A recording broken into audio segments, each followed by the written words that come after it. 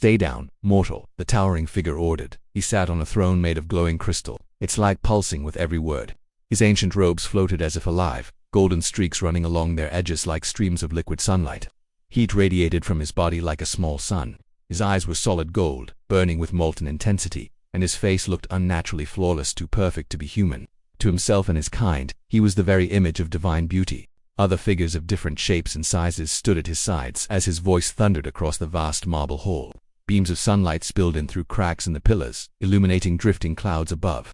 On the floor lay a man, his body battered and cut, every breath a struggle. He pushed against the ground, trying to rise, but one of the figures appeared in an instant and kicked his arm out, slamming him back down. "Down," the figure repeated coldly.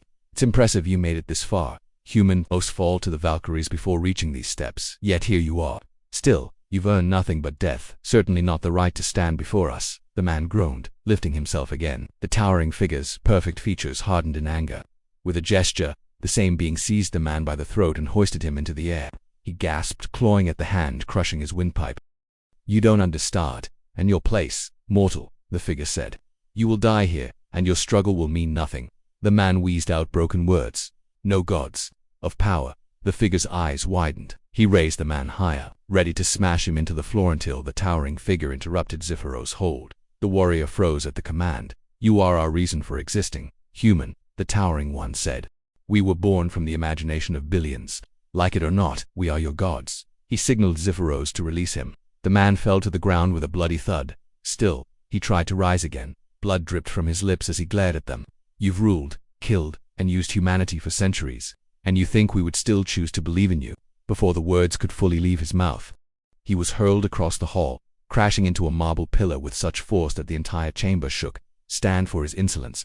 "Father," a hooded man stepped out from the side of the towering figure. "I was still speaking with him." "Vreth," the towering figure replied, turning to Vedrith, whose face showed no amusement. Father Ziferos spoke with concern. "He questioned your divine authority. Out of loyalty and respect, I stepped in." "I apologize," Vedrith muttered, lowering his head. The towering figure sighed. "Let's hope another human arrives in the next century. Then or you'll answer for this, Father," Ziferos shouted. "What?" The towering figure boomed before he could continue. Ziferos suddenly went silent. A harsh wheeze broke out, drawing everyone's attention. A man stood before him, hand clamped tightly around his throat. Ziferos dropped to his knees, clawing at the man's arms, his eyes wide with confusion and terror. "Ziferos, you look weak. Kill him," the towering figure commanded. Golden mist began leaking from Ziferos' eyes and mouth, drawn into the man's body, healing his wounds as Ziferos struggled. "Your Valkyries were quick," the man said coldly. "But I learned to strike when they believed they'd won. Their arrogance destroyed them, just like you, Raging Ziferos unleashed a furious storm of strikes, his godlike speed hammering the man's arms and face. Each blow cracked like thunder, yet none had effect. The mist continued draining from him, weakening his strength. His movements slowed. "Release him," the towering figure ordered, while the others tightened grips on their weapons. "You don't command me, wretch," the man sneered. Ziferos' hand slipped from the man's forearm and fell limp. The towering figure's eyes widened, heat burning in his chest, a forgotten feeling rising from centuries past. Raw, uncontrollable rage. Suddenly, one of the armored figures behind him charged forward. Their massive blade glowed as it struck with earth-shaking force. Morak, a woman, cried out as the impact split the ground apart, lightning-like cracks tearing outward while smoke and dust filled the air. The shockwave made stones scatter across the fractured ground. The very air humming from the violence. The hooded man waved his hand, sweeping the dust away. The sight revealed was grim. Ziferos lay collapsed on the ground.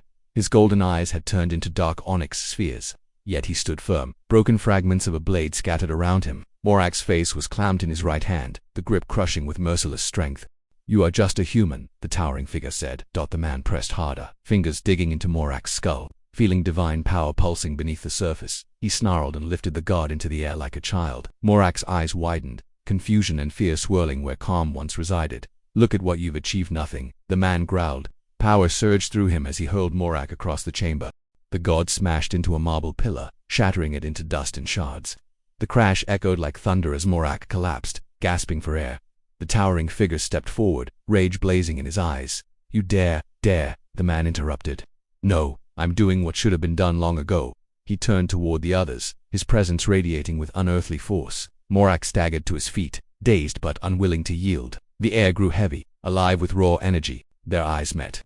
The man's burned like molten gold, and Morak froze under the brilliance. In that instant, something within him changed. His own eyes flared into radiant gold. mirroring the gods around him. "What are you?" Morak stammered, fear breaking his voice. "I am the result of your actions. I am your consequence," the man declared, each word shaking the foundations of their belief. "I was born from the cries for justice.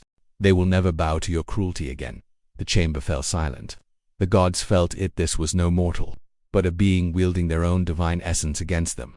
"I am man's wrath," the man thundered, "and you sit on my throne."